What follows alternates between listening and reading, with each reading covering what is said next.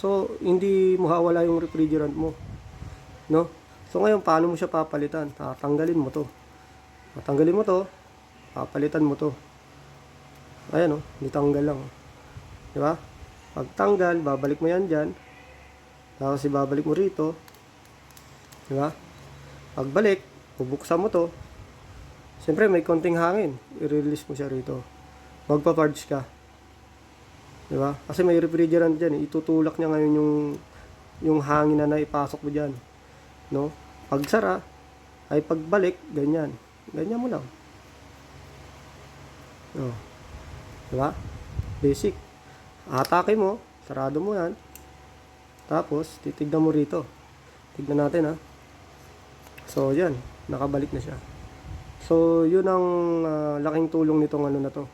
Itong core removal. Ang tawag sa kanya kasi core removal. So, meron tayong nakikita